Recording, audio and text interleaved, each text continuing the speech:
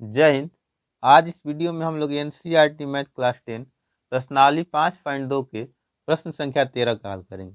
प्रश्न संख्या 13 है, 3 अंकों की कितनी संख्याएं 7 से विभाज्य हैं।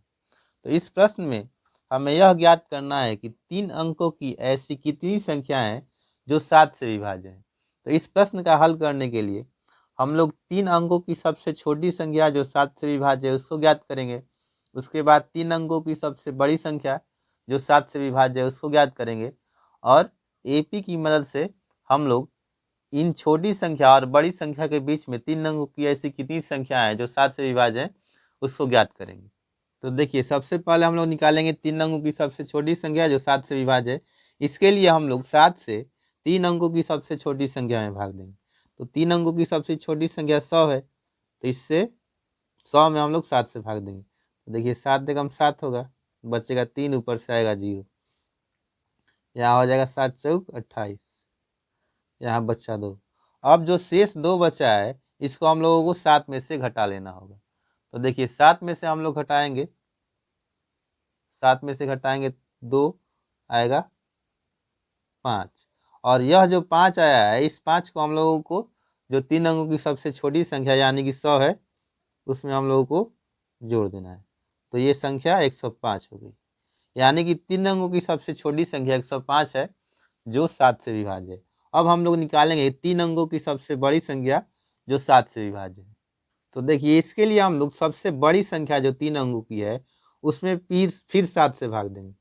तो देखिए सबसे बड़ी संख्या 3 अंकों की 999 होती है। अब इससे हम लोग 7 से भाग देंगे इसमें, तो 7 एकम 7 हो जाएगा, बचेगा 2, आएगा ऊपर से 9, 7 चौक 28, यहाँ बचा 1, ऊपर से आया 9, 7 दूनी 14, यहाँ बचा 5। अब यहाँ जो 5 बचता है जो बड़ी संख्या है उसमें उससे हम लोग इस 5 को घटाएंगे। तो 999 में से हम लोग 5 को घटाएंगे तो हो जाएगा 994, यानी कि 3 अंकों की सबसे बड़ी संख्या 994 है जो 5 से विभाज्य है। अब हम लोग इन छोटी संख्या और बड़ी संख्या की मदद से एपी बनाएंगे। तो यहाँ एपी हो जाएगा, जो सबसे छोटी संख्या 105 है, और यहाँ जो एपी बनाना है वो 7 से विभाज्य होने वाली संख्याओं को बनाना है। तो यहाँ जो एपी बनेगा वो प्रत्येक संख्या में 7 को जोड़ते जाएंगे तो बनते जाएगा। तो देखिए अगला जो इसका पद हम लोग ज्ञात करेंगे, 105 में हम लोग 7 जोड़ेंगे तो 112 हो जाएगा। उसके बाद अगला हो जाएगा 112 में 7 जोड़ेंगे 119, ऐसे करते करते ये एपी 994 तक जाएगा। अब हम लोग मान लेंगे कि इस एपी में n पद हैं, तो इसका nवां पद हो जाएगा 994, और इसका जो प्रथम पद a1 है वो है 105, इसी को हम लोग a भी बोलते हैं। और यहाँ देखिए जो d होगा प्रत्येक संख्या में 7 को जोड़ने से आते गया है, तो सार्वंतर जो d होगा वो 7 होगा, क्योंकि यहाँ जितनी संख्याएं 7 के गुणज है, और किसी भी संख्या का गुणज में जो d होता है सार्वंतर वही संख्या होता है। अब हम लोग मानेंगे यहाँ कि इसमें n पद है तो an हो जाएगा 994, और हम लोगों को n निकालना है। हम लोग जानते हैं कि किसी भी एपी में an बराबर होता है a plus n minus 1 into D. इसमें हम लोग जो RHS है उसको LHS में लिख देंगे, a plus n minus 1 into D बराबर हो जाएगा an। अब देखिए a को ही हम लोग a1 बोलते हैं, तो a1 है यहाँ 105, तो a की जगह पे 105 आ जाएगा, प्लस n माइनस 1 इंटू यहाँ d है 7, तो हम लोग यहाँ 7 लिखेंगे, यहाँ इंटू में होता है बराबर an है देखिए 994। देखिए अब हो जाएगा 105 प्लस, देखिए n से 7 में गुना करेंगे तो 7n, और माइनस 1 से गुना करेंगे 7 में तो -7 बराबर 994।